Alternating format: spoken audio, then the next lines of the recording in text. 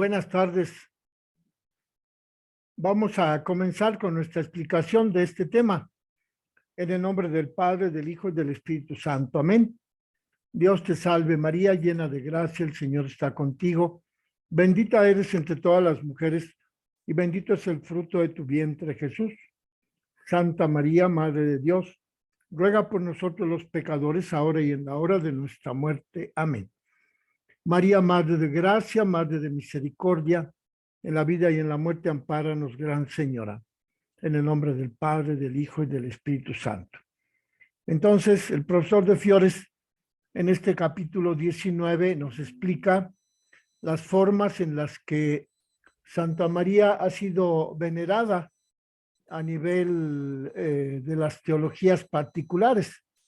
Hemos hablado de la teología negra, la teología latinoamericana, y el profesor continúa explicando lo que hicieron los obispos latinoamericanos que se reunieron en Puebla en esa reunión del episcopado latinoamericano, en donde reivindicaron el valor de la piedad popular dedicada a la Virgen Santísima Nuestra Señora de Guadalupe. Y entonces dice de Fiores que el grupo latinoamericano de obispos latinoamericanos reunidos en Puebla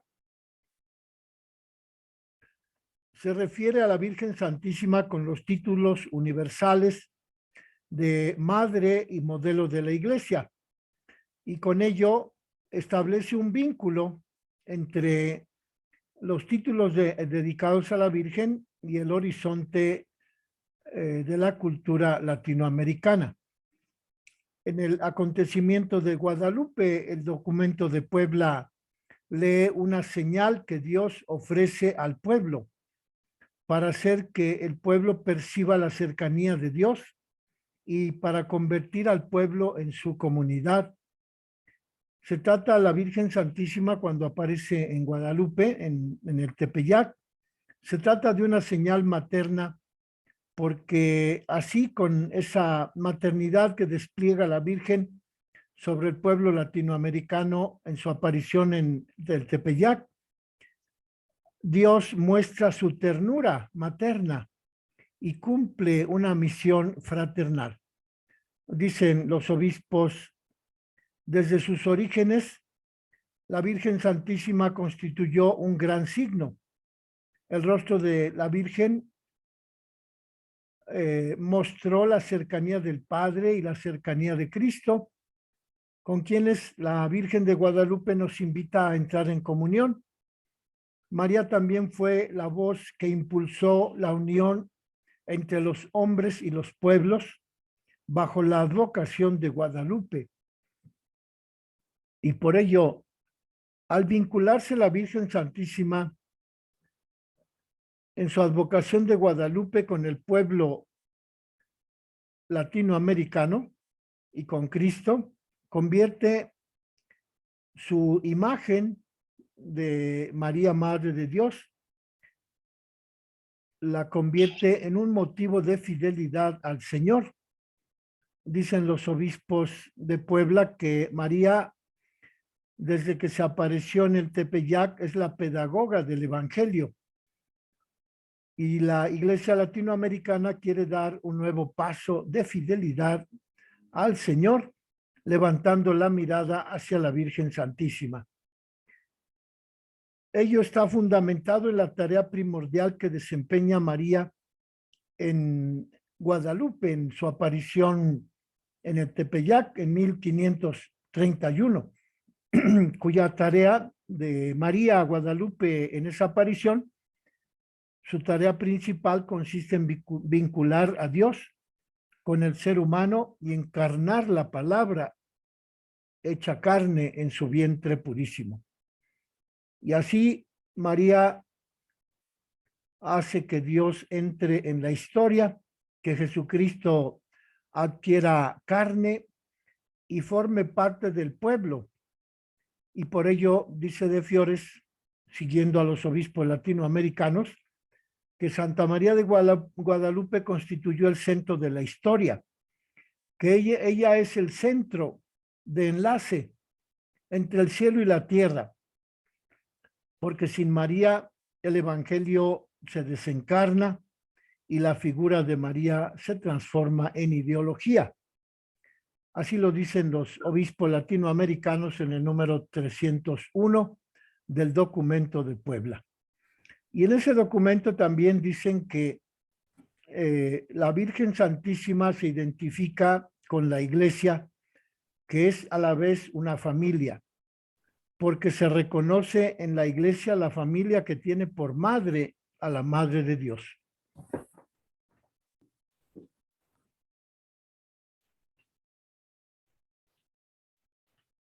Y con ello el pueblo latinoamericano reconoce en la Iglesia la familia que tiene por madre a la Madre de Dios, como lo dicen los obispos latinoamericanos en el número 285 de ese documento de Puebla.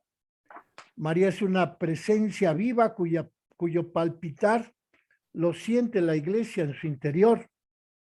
No es un dogma impersonal, sino que es una vida, una imagen viviente que palpita en el centro de la Iglesia. Y después de que se apareció Guadalupe y que los obispos latinoamericanos en Puebla reflexionan acerca de la importancia de ese acontecimiento, el grupo de obispos latinoamericanos se reúne en Aparecida. La Virgen de Aparecida surge en Brasil. Se trata de una pequeña estatua que fue atrapada por João Alves en su red de pescador. También en esta imagen de María Aparecida, la Virgen es sentida por el pueblo como madre, que es un dato central en la cultura brasileña. El nombre de la madre es en el Brasil uno de los más poderosos arquetipos. En este proceso de apropiación de María como madre se oculta el peligro de una relación de fusión entre madre e hijo, que solamente la reflexión bíblica puede mantener en los límites de la verdad sin equivocaciones. Desde el punto de vista bíblico, María es madre creyente que orienta hacia el Hijo, como lo encontramos en el capítulo 2, versículo 5 de San Juan, en donde en las bodas de Caná, María les dice a los servidores, hagan lo que Él les diga. Por ello, María nos conduce por el camino de la justicia y la fraternidad. Ahora, en Brasil, se lee las comunidades eclesiales de base a partir del punto de vista de la Virgen como la mujer liberadora que pronuncia las palabras del Magnificat. El Señor hace justicia a los oprimidos, libera a los cautivos, destrona a los poderosos, a los ricos los despide vacíos y auxilia a su pueblo Israel. En esa lectura, la Virgen Santísima es la compañera del pueblo, es la Virgen que es el icono de los habitantes de Brasil.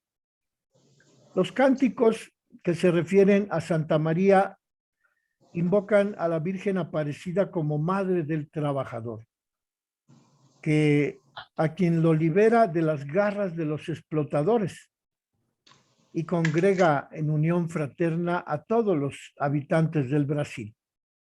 Esta identificación brasileña es fruto de un sincretismo en donde la Virgen es vista como Lemanjá, como la diosa centralísima de los dioses, del grupo de dioses de África. Y este esta imagen de María Aparecida como la Virgen de Lemanjá constituye un gran problema teológico y pastoral, puesto que se trata de una inculturación defectuosa que hace que el cristianismo de la nación del Brasil se muestre superficial e ilusorio, impuesto autoritariamente, de modo que los brasileños en lo profundo de sus creencias seguirán siendo paganos. Sin embargo, junto a la tesis que considera el sincretismo como una degradación, empieza a cobrar valor una actitud que reconoce en ese sincretismo de la Virgen María con Lemanjá, la diosa del grupo de dioses africanos, la nueva orientación, la nueva actitud, reconoce en ese sincretismo entre María y la diosa Lemanjá una vía de evangelización. En esa vía de evangelización encontramos que la Virgen Santísima presenta el cristianismo como una circunstancia peculiar en la que poco a poco el creyente brasileño va cambiando su fe del sincretismo hacia la verdadera imagen de María. En todo caso, hay que vigilar para que el cristianismo en Brasil mantenga su identidad, en donde solamente se acepta al Espíritu Santo y a la Virgen. En Brasil hay que trabajar por una evangelización cristocéntrica, en donde estén incluidos tanto el Espíritu Santo como la Virgen Santísima. Entonces, pues aquí termina el profesor de Fiores con esta reflexión acerca de la piedad popular en la cultura brasileña. Y enseguida pasa a hablar de esa otra cultura, de esa otra teología, de la Virgen María con su historia brasileña, perdón, africana, en donde afirma el profesor que es una cultura en donde hay muchas promesas, muchas expectativas, porque ya se han publicado varios escritos relativos a una iglesia local de África, en donde se espera que la Virgen Santísima se presente con muchas nuevas formas de llevar a los hombres a Cristo. Dice el profesor de Fiores que en la India se observa una situación en la que la mariología se halla ausente de la teología local y en compensación la devoción a María ocupa un lugar primordial entre el pueblo en sus devociones, en sus oraciones, en sus novenas, en sus ayunos y en sus peregrinaciones. Lo que dice el profesor de Fiores de la cultura de la India es que afirma que María es invocada con los títulos marianos funcionales, es decir, con aquellos títulos con los que mayormente se ha dado a conocer la Virgen, como madre, como virgen, como protectora, y con ello también se presenta como intercesora.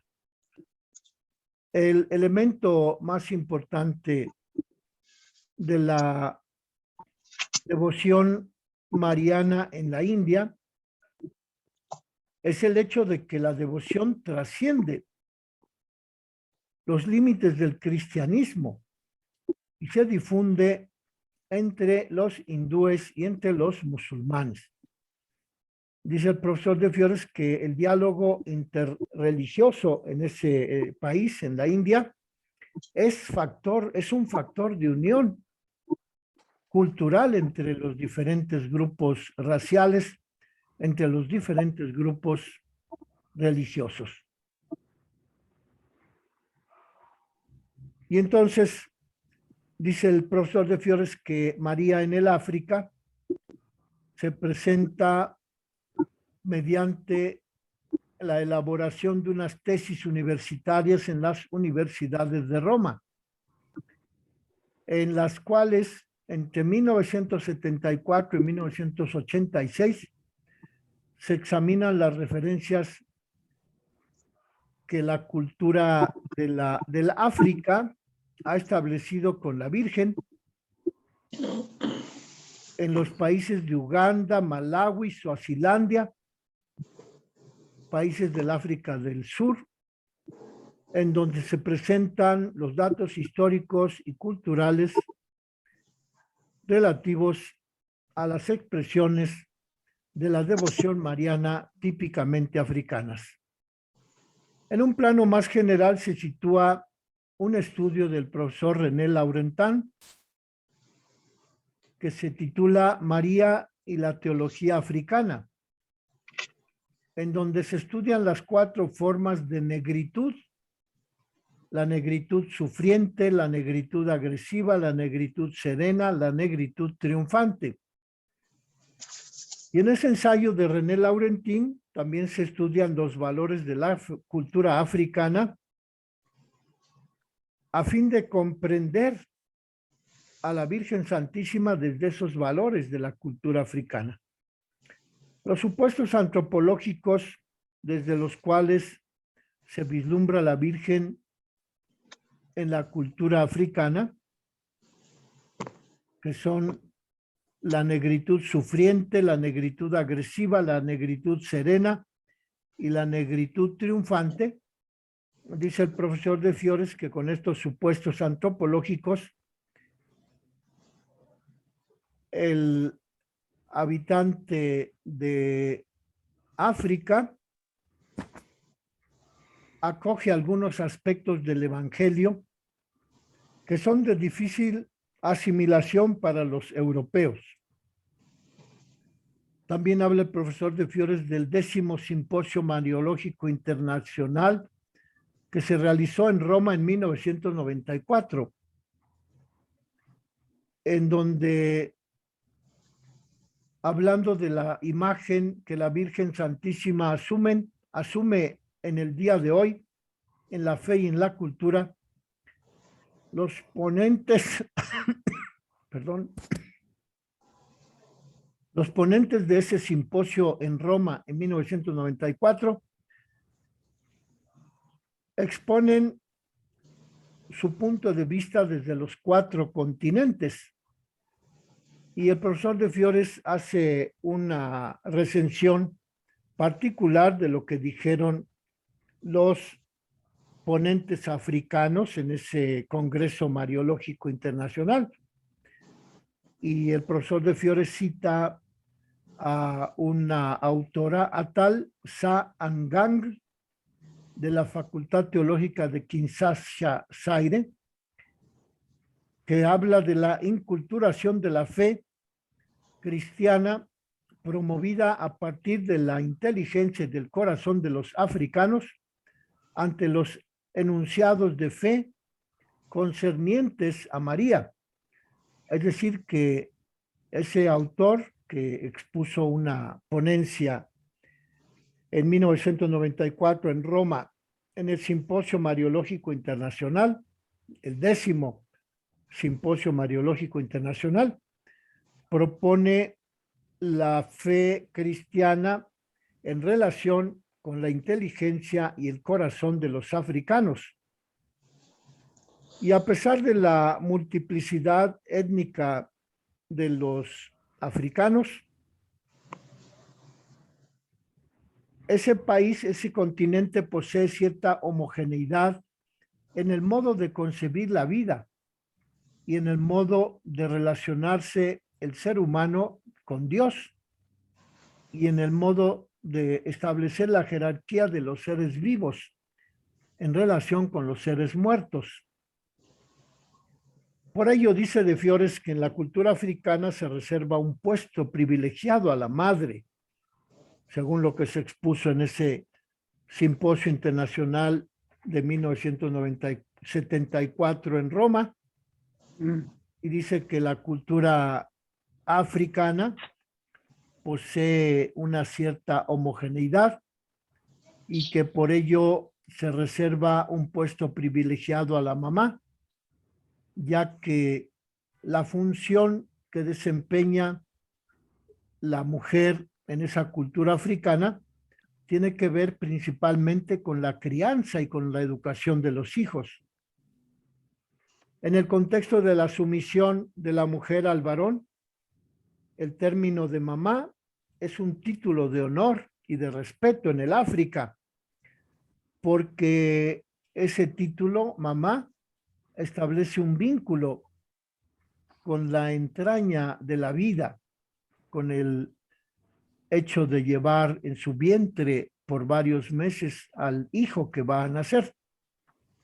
Por ello se explica que entre todos los títulos aplicados a María en el Nuevo Testamento, el título de madre es el que mejor habla al corazón africano en este simposio mariológico internacional de Roma, y por ello dice que todos los demás títulos atribuidos a la Virgen son una prolongación del título de madre para los africanos.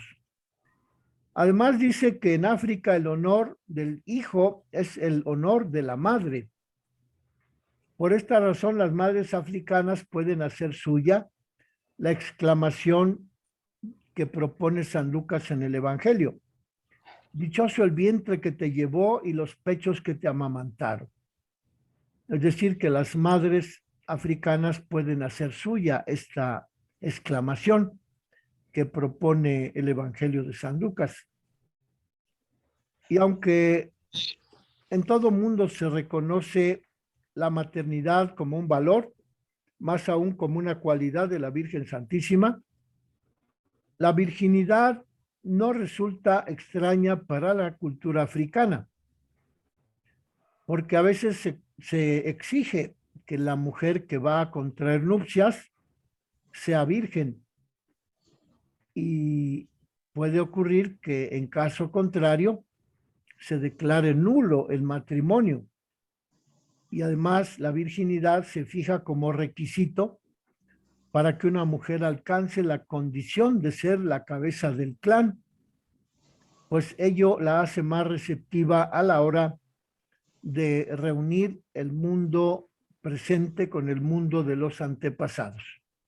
Es decir, que la virginidad en la cultura africana también tiene ese sentido de intercesión entre el mundo de los vivos y el mundo de los antepasados. Y por último, el título de mamá es el que mayores consternaciones muestra, y ello predispone a los africanos a sentirse conmovidos por el desgarro del corazón de la Virgen ante Jesús cuando estuvo al pie de la cruz para ver morir a su hijo sacrificado en ese altar de la cruz. Por ello, los africanos están predispuestos a conmoverse por la Madre de los Dolores al pie de la cruz, cuando la ven traspasada en su corazón por el dolor de ver morir a su hijo en la cruz. Por tanto, el africano es un mundo abierto a recibir a María en la propia vida, y puede convertirse en el lugar de fertilidad para una mejor comprensión de la fe y de la vida religiosa, y un aumento en la devoción a Santa María. El recurso a la Biblia sigue siendo fundamental, no tanto para evitar que se haga de María una diosa, sino más bien para reconocerla como figura central en la relación con Cristo. Por ello, en África el recurso a la Biblia sigue siendo fundamental, y utilizando la Biblia se reconoce a Cristo como único mediador, que habiendo nacido de la Virgen, establece en María un papel secundario ante la redención, pero destacado porque fue un don gratuito de Dios el hecho que María fuese madre de Jesucristo. Entre las mujeres, María es bendecida. Entre los santos, María es la de mayor prestigio. Para la vida presente, María es modelo de fe. Para la vida futura, en ella se contempla la gloria eterna que nos reserva el Señor poderoso. Así lo dice este documento presentado en el Simposio Mariológico de Roma de 1974 de esta autora Atal Sa-Angang, Cultura Africana y Reflexión Teológica sobre la Virgen María. Como vemos, pues, este tema de la Virgen Santísima en la cultura africana, pues tiene momentos luminosos, como fue ese de la reflexión que se llevó a cabo en Roma, en el Simposio Mariológico Internacional en 1994, y allí se abordó el tema de María como mujer, que significa el modelo para las mujeres africanas. En conclusión, dice el profesor de Fiores que en la cultura moderna la Virgen establece un modelo de interdependencia con la cultura. Dice que la cultura barroca que vimos en la tercera parte de este texto, a María se la presenta como una figura impulsada por la fantasía del siglo XVIII. Dice el profesor de Fiores que la ilustración del siglo XVIII amolda a la Virgen Santísima a la razón, y dice que en el siglo XIX el romanticismo acentúa la sentimentalidad en la devoción mariana. Y por último, el neohumanismo del siglo XX hará de la Virgen un emblema de la libertad y de la responsabilidad humanas. Así concluye con estas palabras el profesor de Fiores, que la cultura barroca del siglo XVII ve a la Virgen Santísima como impulsada por la fantasía.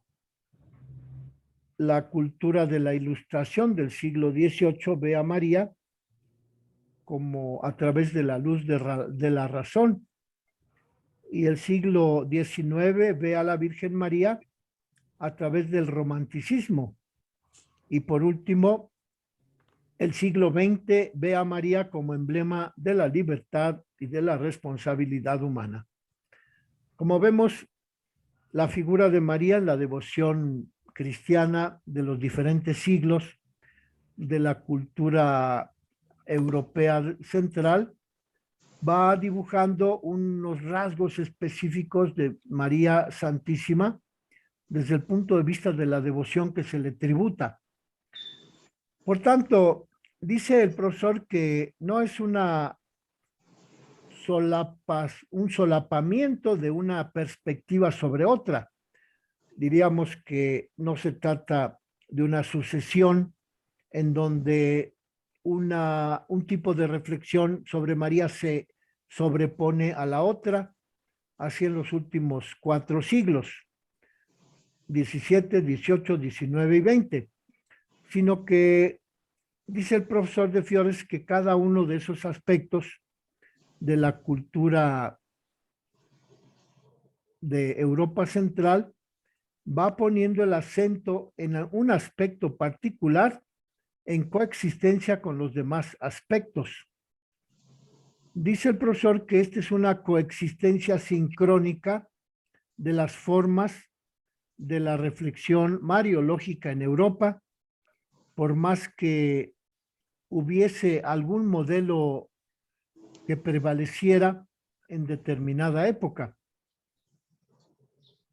Por tanto, el profesor de Fiores formula este juicio acerca de estos últimos 4 siglos, porque un deslinde cronológico entre los diferentes arquetipos marianos no se puede establecer de una manera estricta, sino que todas las inculturaciones por medio de las cuales la Virgen se va presentando establece un tiempo que enriquece la figura de la Madre de Dios, pero que a la vez cada una de esas inculturaciones adolece de un espíritu de los respectivos tiempos que la devoción a la Virgen le impone a cada época cultural. Por ello dice que una vez asegurados los datos bíblicos, los contenidos de las inculturaciones acerca de María varían muchísimo y encontramos así una figura de María pasiva al lado de una figura de María activa. Al lado de una figura de María humana encontramos la figura de una María simbólica. Al lado de la figura de una María terrenal encontramos la figura de una María celestial, revelada o misteriosa, sierva o señora, individual o eclesial. María se transforma y muestra aspectos inéditos según se van acomodando las diferentes áreas geográficas y épocas históricas. Por ello, en esta presentación que hizo el profesor de Fiore, reconoce que no es fácil evitar el peligro de considerar la figura de María de una manera unilateral. Pero la referencia a María, dice el profesor, en estas últimas 4 etapas de la cultura europea, se presenta de una manera continuada. La reflexión sobre María se manifiesta como una raíz que arraiga y crece en diversos ambientes o ámbitos vitales y se manifiesta a pesar de las diferencias que surgen entre esos hábitats, entre esos ámbitos vitales de la devoción mariana. Dice que atravesando los siglos se retorna al punto de partida. María, como elemento de la historia de la salvación, torna a ser vista como madre que interviene en el misterio de Cristo y de la Iglesia y se inserta en un marco histórico salvífico.